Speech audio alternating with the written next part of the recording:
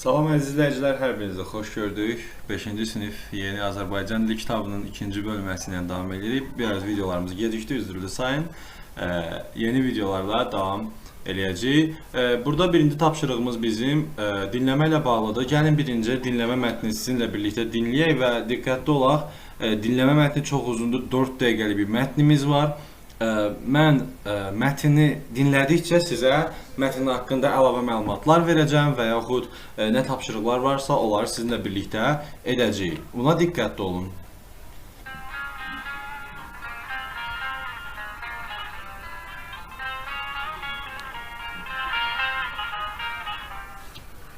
Qazi Vüsal Səttarov. İkinci Qarabağ Savaşı başlayanda Vüsal ali məktəbdə təhsil alırdı. Müharibə xəbərini eşidən kimi təhsilini yarımçıq qoyub cəbhəyə yollandı. Əslən Zaqatala rayonundan olan Səttarov Vüsal Ramiz oğlu bölük komandiri idi. 2020-ci il oktyabrın 6-sında düşmən Vüsalgilin bölüyünü minamyot atəşinə tutur. Vüsal həmin günü belə xatırlayır. Müharibəni filmlərdə görmüşdük. Ani olaraq hər şey çox qorxulu gəldi. Vahiməli döyüş səhnələrini ilk dəfə canlı yaşayırdım. Zeynal, Vəfadar və mən eyni səngərdə idik. Görürdüm ki, ətrafa mərmilər düşür. Uşaqlar yaralanır, şəhid olurlar. Yaralıların iniltisi eşidilirdi. Səngərdən qışqırıb onlara səslənirdim. Cavab verən də olmurdu. Vəfadara dedim ki, səngərdən çıxaq, yaralıları maşınla hospitala daşıyaq. Bəlkə kimisə xilas edə bildik. Səngərdən çıxan kimi bizi də vurdular. Ayağımdan və qulağımdan yaralandım. Amma fikir vermədim. Biz avtomatların qundağındakı rezinləri çıxarıb yoldaşlarımızın yaralarını sarıyırdıq ki, qanaxma olmasın. Onları və şəhid olan dostlarımızı çiynimizə alıb maşınlara yığdıq və Horadizdəki hospitala apardıq. Sonra digər yoldaşlarımızı da çıxarmaq üçün geri qaydanda qəribə bir mənzərə ilə qarşılaşdıq. Hər tərəf düşmən cəsədləri və yaralıları ilə doluydu. Döyüş yoldaşları onları qoyub qaçmışdılar. Birdən sağdakı səngərdən inilti eşitdim. Yaxınlaşanda gördüm ki, Zeynaldır. Başından yaralanmışdı. Xeyli qan itirmişdi. Tez onu belimə götürüb maşına apardım. Sonradan eşitdik ki, 9 nəfər yaralımız sağalıb.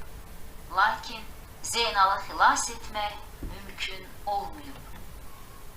Dostları Zeynalın ölümü ilə heç cür barışa bilmir, özlərini günahkar sayırdılar. Bəlkə biz gecikdik, vaxtında hospitala çatdırmadıq, deyə əzab çəkirdilər. Bir həftə sonra Cəbrayıl alındı. Vüsalgilə təbrik zəngi gəldi. Bu zəng Vüsalı bəlkə də geri alınan torpaqlar qədər sevindirdi. Zəng edən Zeynaldır. Sən demə, onun ölüm xəbəri yalanmış. 44 günlük vətən müharibəsi bizim xalqın əzmini, birliyini ortaya qoydu. Vüsal kimi oğullarımız öz yaralı yoldaşlarının həyatlarını canları bahasına xilas etdilər. Şəhidlərimizi döyüş meydanında qoymadılar. Öz əməlləri və qəhrəmanlıqları ilə şanlı tarix yazdılar.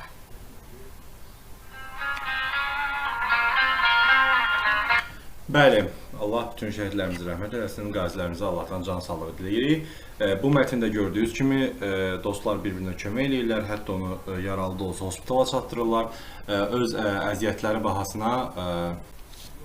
Bu mətndə görürük ki, dostların birliyi və həm də əskərlərimizin əzmi nəticəsində torpaqlarımız azad olunmuşdur. Mətndə döyüş səhnəsini öz sözlərinizə təsəvvür edin. Baxın, mən bu tapşırıqları bilirsiniz ki, özüm səsləndirmirəm, çünki hər kəsin subyektiv fikridir və öz sözlərinizlə dediyinə görə siz öz sözlərinizlə bunu döyüş səhnələrinin gözünüzə canlandırın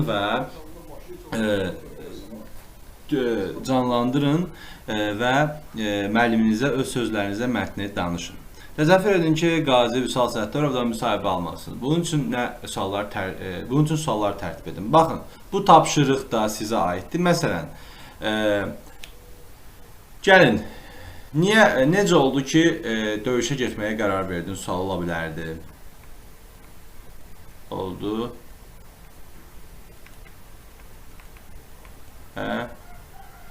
Getməyə qərar verdin.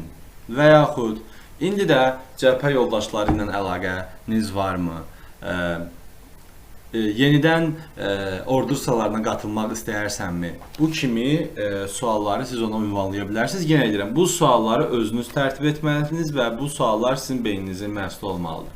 Həyatda güvəndiyiniz insan varmı? Nə üçün məsul adama güvənirsiniz? Bəs sizin güvən dostunuz varmı? Onun güvənini doğrultmaq üçün nə edirsiniz? Baxın, bu sualı cavablandırmaq, bəli, mənim belə bir dostum var.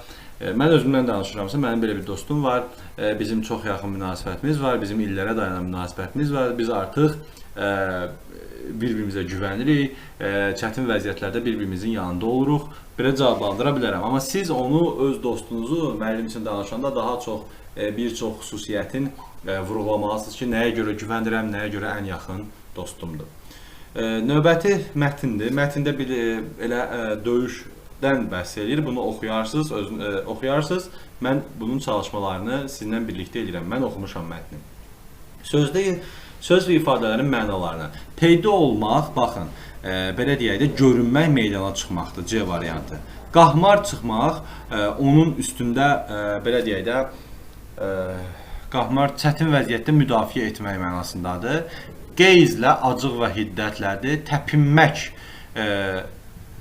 acıqlanmaq, danlamaqdır. Bu olacaq B. Səngimək, yavaşmaqdır. Bu da olacaq A. Növbəti çalışmamız bizim tətik hissə 3 tətikdir. 3, lülə 1-dir, qundaq 4-dür, daraq da neçədir bu? Daraq 2-dir. Baxın, daraq sözü biz saçımızı daramaqla istifadə edə bilərik və görürsünüz ki, buradakı daraq sözü var, həm də güllə hissəsidir. Yəni, avtomatın odlu silahda patronların yerləşdiriyi qutuya da daraq deyirlər. Həm də biz darağı bildiyimiz kimi saçımızı daramaq üçün əşya kimi istifadə edirik. Azərbaycan Silahlı Qüvvələrindəki hərbi rütbələr kiçikdən böyüyə ardıcılığa düzün. Kiçikdən böyüyə düzəndə mən rəqəmləyəcəm. 1, 2, 3, 4, 5 və 6.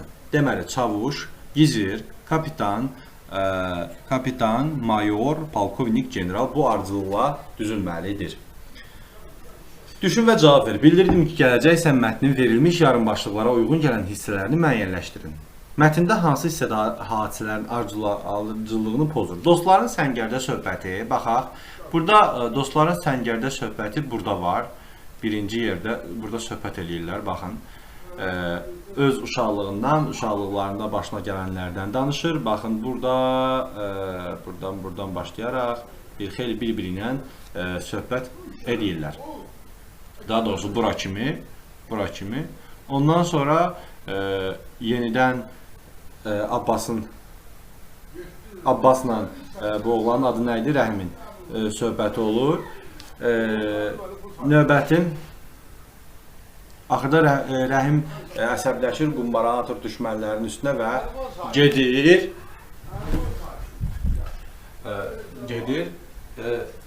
Burada yəni söhbət olur. Söhbətdən sonra görə ikinci başlığımız birdən nə istəyir? Qayğısız uşaqlıq illəri. Qayğısız uşaqlıq illəri birinci hissədədir. Ona görə qayğısız uşaqlıq illəri, daha doğrusu qayğısız uşaqlıq illəri həm də söhbətin içindədir. Bir buradadır. Yenə uşaqlıq illərindən danışır. Birinci hissə daha çox nədir? Qarabağ uğruna gedən döyüşlərdən biri idi. Düşmən gülləyə, mərmiyə qənaət etmirdi. Aramsız güllə yaxşı əskərlərimizə bir an belə başlarını səngərdən çıxarmağa imkan vermirdi. O döyüş səhnəsinə aiddir ora. Sonra düşmən üzərinə hücum. Düşmən üzərinə hücum. Düşmən üzərinə hücum. Burada olmalıdır. Qumbaranı götürüb atır onların üstünə. Baxın burada. Var ki düşməndir və baxın burada artıq düşmən üzərinə hücum elədi. Ondan sonra Abbasın şücaəti var. Abbasın şücaəti sondadır. O gedir dostunu xilas eləyir. Amma şücaət hissəsi tam sona verə bilmərik. Çünki artıq burada